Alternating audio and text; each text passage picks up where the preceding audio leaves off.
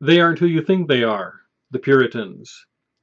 American journalist H.L. Mencken helped popularize the misconception of the Puritans when he said, Puritanism is the haunting fear that someone somewhere is having fun.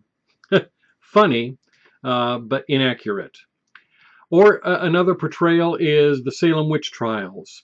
Now, they're historical and they did happen, but it was a hysteria of the time and not reflective of all the Puritans and their character.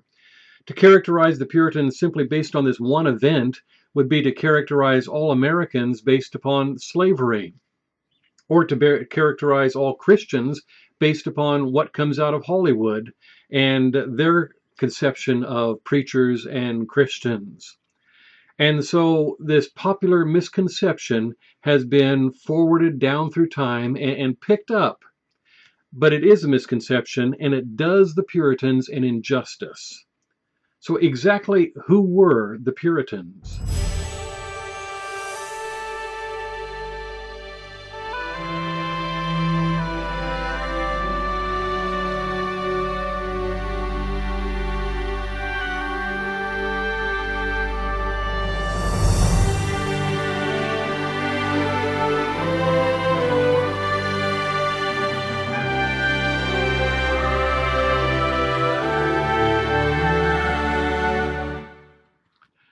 Hello, I'm Jack Cavanaugh, author of an American Family Portrait series. 20 years ago, the first book in that series was released, and I thought it might be fun on this 20th anniversary to look back and just take a look at the making of the series that has spanned American history from the coming of the early settlers to present day. In today's episode, we're going to talk about the Puritans, the first book in the series. Now, when I was talking with the publishers about where to start this series of American history, naturally the thought was that we would start at the Revolutionary War. And I had to argue for them to begin before that. I argued that by starting at the Revolutionary War, you are disregarding nearly 150 years of great American history, much of it that is centered around the Bible and how the Bible shaped us to be the very people that we are today as a nation. Well, I was successful because we have the Puritans and the Colonists. Both of these books precede the Patriots, which is the book about the Revolutionary War. And I was pleased to be able to uh, put out these first two books because they are so important as to who we are as a nation. And so this first book deals with the very question that I've already asked. Who were the Puritans? Many misconceptions abounded, not only in our day, but in the day set in the 1630s as well. And that's where we encounter Drew Morgan. We encounter Drew Morgan at Windsor Castle, and he has wandered away from a reception where his parents are and into this room that is filled with armor, the entire perimeter. And being the young man that he is, and being, well, simply a guy alone in a room full of armor, naturally he's got to try one on, doesn't he? Well, there are humorous consequences. The important part is that this is the time, this is the day where he meets Bishop Laud.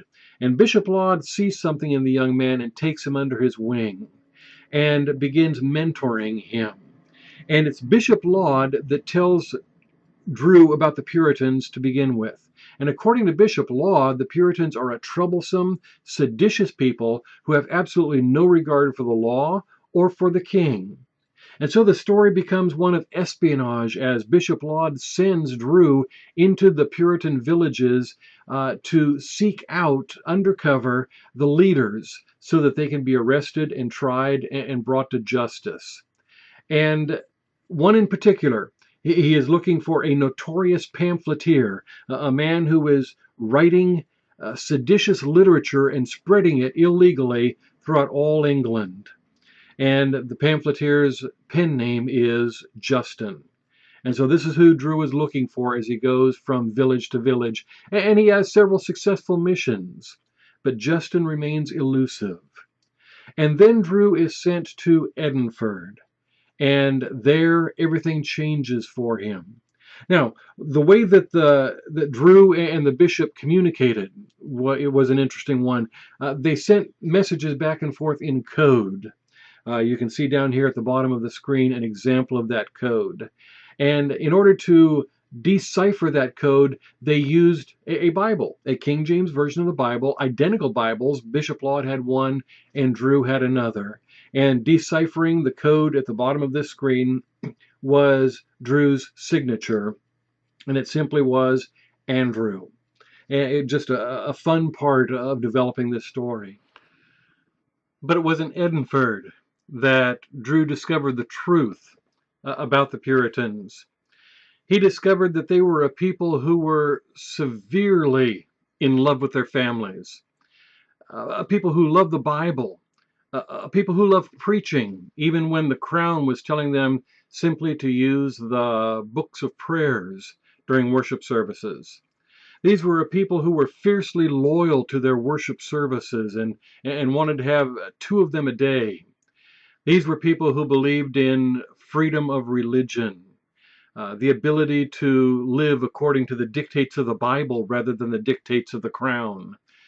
These were people who believed in freedom of the press, the ability to print according to their beliefs, the things that they believed, and distribute it across the country when presses were controlled by the crown. Their seditious act was that they rejected the crown's contention that the king speaks for God. They believed that the Bible was God's word, not the king. And so I tried to capture the spirit of Justin, the spirit of these pamphleteers, as I recorded this particular passage that is meant to be a representation of the kind of pamphlet that was circulated throughout England by the Puritans. There comes a time in every man's life when he must make a decision. I'm not talking about the kind of decision that determines the outcome of his day, or the year, or even his life. I'm talking about the kind of decision that goes far beyond his personal interests, far beyond his own life. A decision that will set in motion the destiny of the world for generations to come. The time has come for us to make a decision. The choice that confronts us is not complicated. Simply put, it is this: will we observe the laws of God, or will we conform to the desires of men? Shall we obey the Bible, or shall we obey the dictates of a London bishop? The question before us is simple. So must our answer be simple. Borrowing Peter's words, our response should be, we ought rather to obey God than men. As Christians of conscience, how can we decide otherwise without denying our faith? The Bible alone is God's perfect statement of how we are to live. The Lord God, determining to set before our eyes a perfect plan, is both able to do it and hath done it. Either the Bible is God's perfect word or it is not. Either we will choose to obey him or we will not. The choice before us is a simple one. Making our decision is not difficult. Living according to our decision will require great courage and faith. These are perilous times. Who knows the full measure of the price we will yet pay? However, the choices we make not only for ourselves, but for our children and our children's children. Whatever the price, it will be worth it. This is not the time for the weak of heart. Nor is it the time to turn the other cheek, for we have not been insulted, we have been deceived. It is time for godly men and women of England to choose their future. I, for one, choose God. I would rather fail attempting to obey God than to succeed in any attempt to please men. This was Justin. This was the Puritans. This is who they really are. And they were writing and distributing these pamphlets knowing that if they were caught, they would be tried and arrested in the Star Chamber and possibly branded on their cheeks for their crimes, and in some cases even taken to the Tower of London and beheaded. But by the time Drew realizes the truth about the Puritans, it might be too late. Circumstances have already been set into motion by Bishop Laud, and he is coming for the very people that Drew has come to respect and even love. The Puritans is a story of faith and courage, of Christians fighting for the right to worship God. It's a story of a people committed to living what they believe, even if their king commands otherwise. It's a story of duplicity and betrayal, as Bishop Laud attempts to force his will and the will of the king upon a godly people. It's a story of forgiveness and love and commitment, as Drew finds a cause worth fighting and dying for.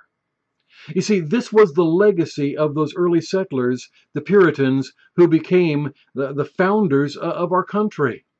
They were made of stern stuff. In fact, did you know that of all the settlers that came across, half of them took one look at the countryside and turned around and went back? That means that those who remained were made of stern stuff. And this is the legacy that they left us as the forerunners in our forefathers of our country. This is also the legacy that formed the foundation of the American Family Portrait series, as Drew Morgan's Bible is passed down from generation to generation. And each time it is, as the eldest son's name is printed in the front of that Bible, Drew Morgan's story is told.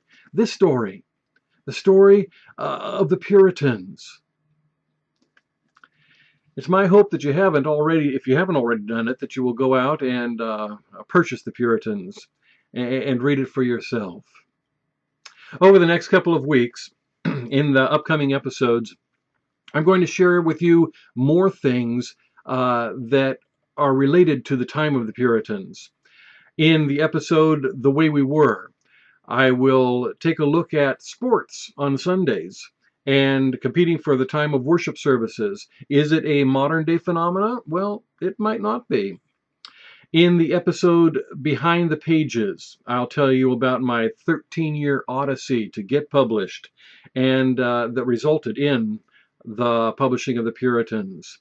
In the episode Inspirational History, I will tell you the story of John Winthrop, a true life hero, a true life Puritan, and a true life hero. Well, before I sign off, I want to share with you one last thing. And it has to do with a picture that I found while I was putting together this particular episode. Here's the picture. Pretty good, huh? Isn't that nice? This picture touched me in a couple different ways. One, it touched me because of the young man. It thrills my heart to see that there is another generation that is learning the lessons of the Puritans. This is why I write. My goal is to help readers become strong, courageous Christians in their day, just as those who lived before us, those Christians who lived before us, were strong and courageous in the past.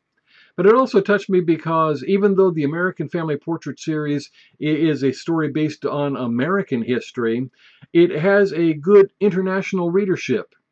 This particular young man is standing in the library of a Christian school in New Zealand. And so just together with that the picture of that young man reminds me why I write. So until next time, God's blessings on you.